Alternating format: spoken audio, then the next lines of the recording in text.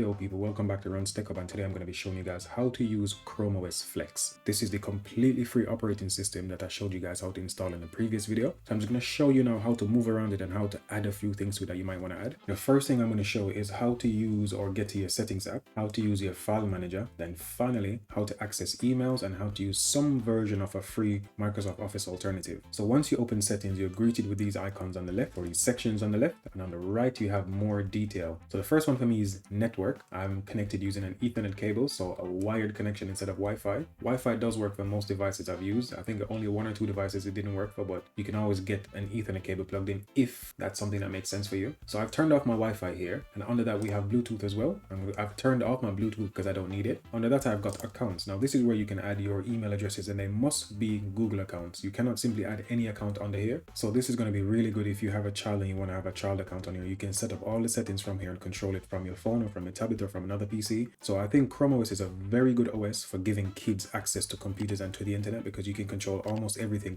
very easily, and you don't need to worry too much about viruses and stuff like that. Under that we have device. So this just gives us detailed information about what we have. So I've got mouse, keyboard, display and audio, and I can also set up printers and scanners under here. Wallpaper and style. Then we have privacy and security, not much under there. Next we have apps, accessibility, system preferences, and finally we have about Chrome OS. I think this is where most people might want to see, because you can check for updates from here. However, Google's Chrome OS, you don't have to check for updates. All the updates are downloaded and installed quietly, so you don't have to interact with the updates. You don't have to restart your PC every time. You don't have to stop working. It just works perfectly fine. And every time I've used this operating system, I've always had to come back to it when I just want something super simple that I don't have to worry about setting up and managing and install. It just works. And because, to be fair, most of my apps are now web apps, so I use Office Online because it's just much better for me. I use YouTube, obviously. The only thing I need offline is probably a video editor, which, to be fair, Clipchamp is pretty decent for that stuff now. So if you did want to check for updates, you can simply click on check for updates here. It will do its check. And if you did want to install a full Linux distribution on here, you can as well. I'm not sure which one it uses. It might be Debian, but once you click setup and go through this entire process, then it will install a full Debian operating system. So you can use Chrome OS as you would any other distribution. I think the next thing that we should get to is the files manager or the file explorer. So I'm going to click on files down here, or again, if it's not pinned on the menu for you, on the taskbar for you, what you can do, you press the start button again and you simply type FILE.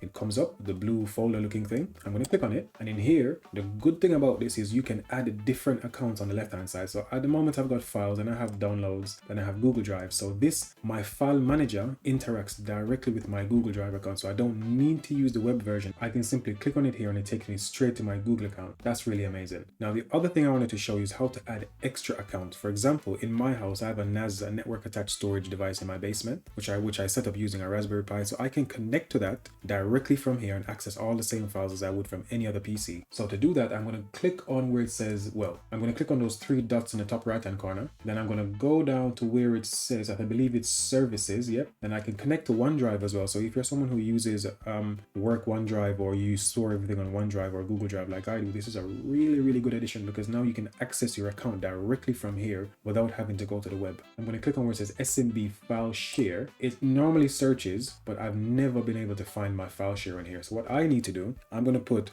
//, then I'm going to type in the IP address. So for me it's 192.168.0.160. Then I'm going to / again and type the name of my NAS. So for me it's Nasberry, NASBERRY 2. Once you do that, you click on add. Mine adds straight away. I don't need to do anything else. And then that's it. I've got access to everything that I would normally have. So I'm going to double click on here and my files open up perfectly fine. I'm going to also try going ahead and adding my personal OneDrive on here. So I'm going to click on the dots again. I'm going to click on services, connect to OneDrive, and I'm going to sign into my Run's Tech Hub one. All right, so I've now connected my personal OneDrive, my Run's Tech Hub OneDrive, to this device as well, which means I can interact with OneDrive locally as I would any other memory stick or hard drive plugged into my PC. So here is my network attached storage, my NAS. I'm going to click on my NAS. I'm going to click on my Run's Tech Hub logo. I'm going to copy this, and let me right click, go to copy, and I'm going to go back to my OneDrive, which is completely empty at the moment. I'm going to right click, and I'm going to do paste, and that should hopefully, now when I log into Run's Tech Hub OneDrive from my PC normally, that should hopefully be there as well. The only downside I've found to files so far is that you can only add one OneDrive account at a time. So I have a personal one, then I have a joint one with someone else, then I have my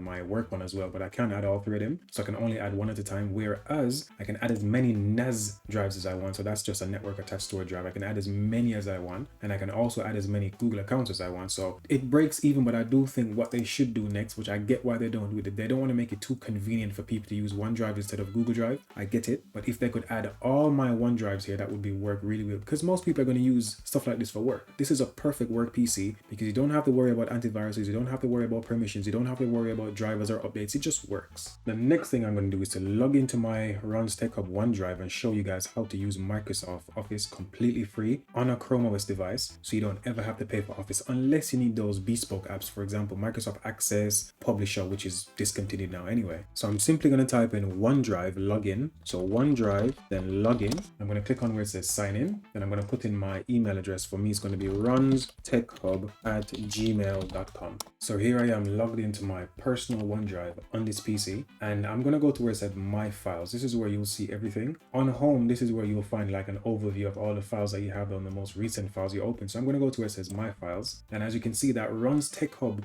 image I copied over earlier is actually here, so it works perfectly fine. I'm going to go back to my file manager on my PC just to test this works okay. Back to my file. Let me just pin this to the left actually. Let's see if that works as well. So let's see if I can pin. Yep, pin's perfectly fine. So to pin something, you simply hold the top window, you drag it to the left or to the right, and once you see that blue bar come up, you let go and it pins it to the left, and it will automatically ask you if you want to pin one to the right as well. So I'm going to click on that one. So it pins one left and pins one right. I'm going to go to where it says OneDrive on my file manager, so the local file manager. I'm going to delete that picture from here and see if it updates here as well. So I'm going to press delete. I'm going to delete it, right? That's gone from my file manager. I'm going to go back to my OneDrive, which is on the left. I'm going to refresh this and see if it's gone. Yep, gone. Perfect. So this does work flawlessly. You can interact with your Microsoft OneDrive completely from the files menu. Now, I'm not sure how well it would work if you had like a Microsoft Word document in there. So what I'm going to do first is show you guys how to create a Word document, a spreadsheet, and a PowerPoint, and see if I can actually open those from my Chrome OS file manager. So I'm going to click on the plus sign. Let me minimize this one for now. I'm going to click on the plus sign here.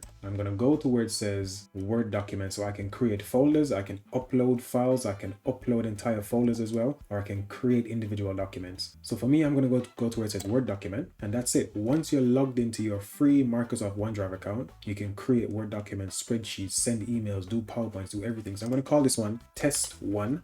This is the Word document I've just created. I'm going to rename it as well. So to rename it, you click on the name in the top left hand corner near the window, near the Word icon. I'm going to rename this to Test 1. Press enter. I'm going to close this by clicking the X button here. I'm going to go back to my files manager on my PC. So click on files here. Yep, that did show up. It doesn't say Test 1 yet. So let me refresh this file manager here. Let me close it and let me reopen it. Let me click on OneDrive again. Yep, it says Test 1 now. Now, I've never done this before, but I want to see what happens when I double click on this file to try and open it on the PC directly. So I'm going to double click on it. It says I have to set up Microsoft 365. Okay, I need to set this up first. I'm going to click on Get Started. I'm going to click on Install. Let's see what happens. I don't know what's going to happen. I presume this is going to just simply be a web app that takes me through to a browser so I can edit everything directly from here again. I'm going to click on Done. Yeah, I was right. It's just a web app. So it's not a standalone app. It's just a web app that looks like it's an app on the Chrome OS device. So that works all right. Once I can double click and open it, that's all that really matters. And to be fair, I think the web app version is better because it just saves everything straight away. Even if you do sync sometimes, I found that it would randomly crash at times and it just won't work if you use the offline apps. So I'm going to close this.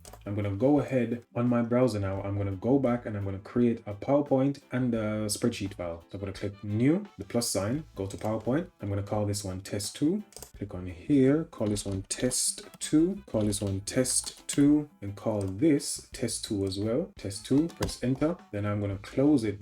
Now, one of the main benefits of using the web version of the apps instead is that it automatically saves. So for example, if I just keep typing, if you pay attention to this section here that says saving, what's going to happen as soon as I stop typing, it saves the word. Now, this is something that was incorporated into every version after 2016, I believe. However, I found that it never ever works properly, but that might just be because how the permissions at my school have been set up. I'm sure it works okay, but I just prefer the web version. I'm going to click on close.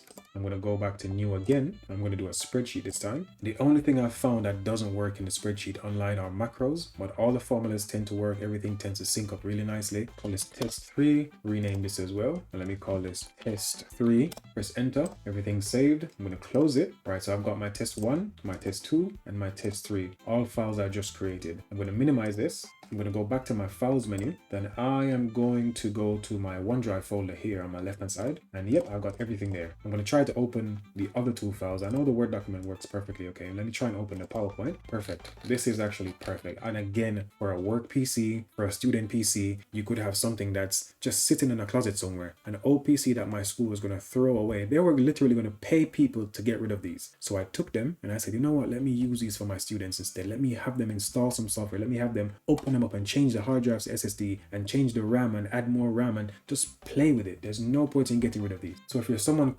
moving away from Windows 10 and you don't want to get Windows 11 for whatever reason, because of price, because you have a perfectly good PC working, Chrome OS is a very, very good and valid option. I know that a lot of PC enthusiasts are going to say Chrome OS is rubbish, and I do agree. It doesn't have everything that everyone needs, but I think for someone who wants simplicity, for someone who wants something that just works 99% of the time, for someone who wants to avoid updates, for someone who wants to avoid Microsoft, for someone who wants to avoid troubleshooting, for someone who wants to have something that gives you free stuff, for someone who uses all web apps anyway, for someone who uses Word, PowerPoint, Excel, for someone who uses OneDrive and emails, this is perfect. I cannot find another solution that's better than this because it's really lightweight on resources.